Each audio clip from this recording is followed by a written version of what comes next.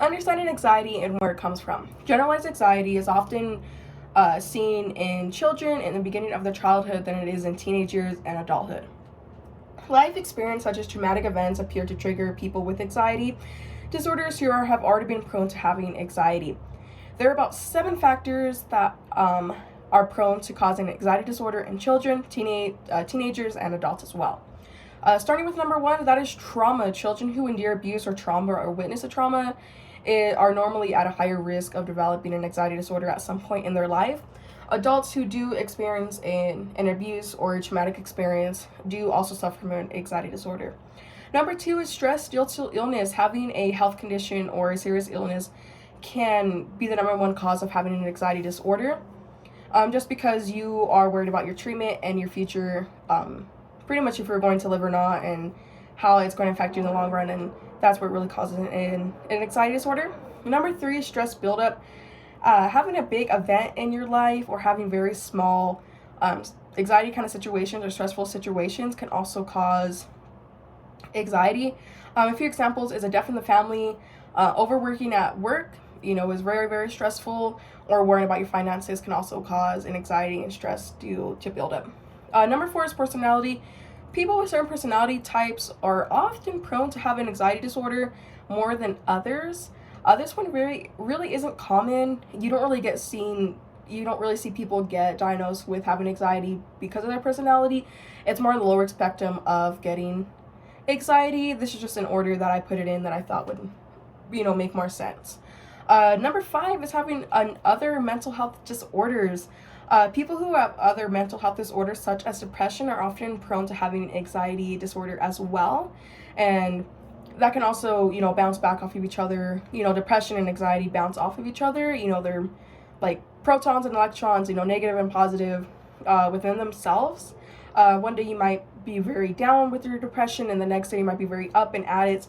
But also having a voice in the back of your head, constantly worrying you, constantly having you double guess yourself, which is, not a good sign. Number 6 is having a blood relative who also suffers from anxiety disorder. Anxiety disorders can run in family. It is very genetic. It can either run on both sides of your family, on your mother's or your father's side, or on one or the other. It really just depends. And lastly is number 7, which is drug or alcohol.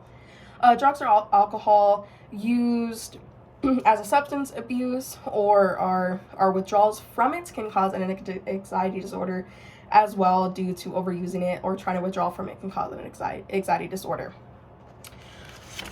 Millions of people suffer from anxiety. It's the most common mental health illness that people suffer from. And there are 7 types of anxiety that is known that is most likely been diagnosed by a therapist or a doctor. Number 1 is generalized anxiety disorder, commonly known as GAD, that is mostly seen in children and often starts out in childhood with most children. Number 2 is social anxiety disorder. This is often seen from children all the way until adulthood.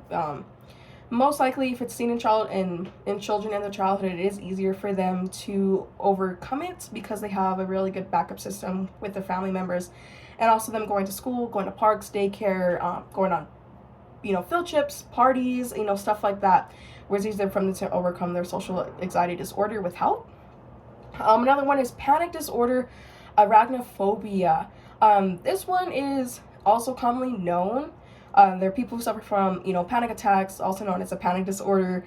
Usually feels, like you're trapped in a box. You have a very heavy, feeling on your chest. You can't breathe, stuff like that. That is, a panic disorder. If you ever suffer from one or have known someone that has one, that is, something that comes with anxiety as well.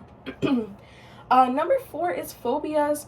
Phobias can commonly cause an anxiety disorder if you, are scared of the dark, clowns, spiders, going outside, and, some people are scared of the sun and the moon, clouds and stuff like that. That can cause an anxiety disorder on their day-to-day basis just because, the sun is always out, the moon and everything like that too can cause anxiety disorders with phobias.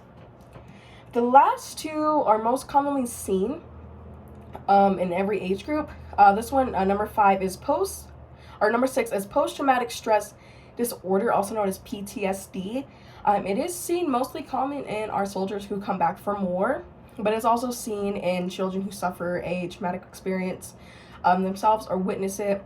It also comes from uh, people who suffer from, being part of a school shooting or being part of, a drive-by, loud noises, that can also cause PTSD.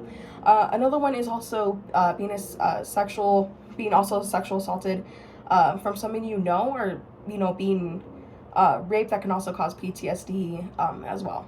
The last one is obsessive compulsive disorder, also known as OCD.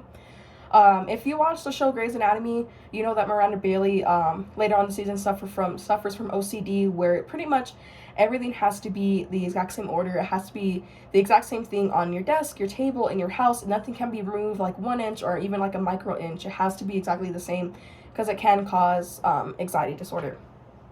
So those are the 7 types of anxiety that people often do get diagnosed with.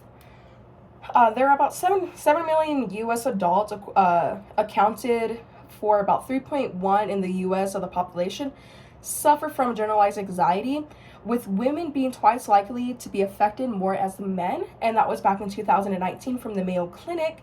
But now with the global pandemic with COVID-19, men having anxiety did skyrocket a little bit high just because of everything that was going on. Women's anxiety being diagnosed with it is still up just a little bit more than men, but men is still up there as well. About 15 million people in the U.S., but also approximately 6.8 of the U.S. population currently suffer from social anxiety disorder. That is usually prone to having social anxiety, and is most likely seen in children than anything else as well. In conclusion to the speech, you have been informed from basic information about anxiety and how it develops and where it can come from, the factors that can start it, and the 7 types of anxiety that is mostly seen in, nowadays. Having a positive outlook on life and enjoying the little things in your life and having a great, backbone to lean on, and, having many rocks to lean on, like your family, your parents, teachers, counselors, your significant other, can really, really help you with your anxiety and really help you, enjoy the little things in life and get you out there as best as you can. Thank you.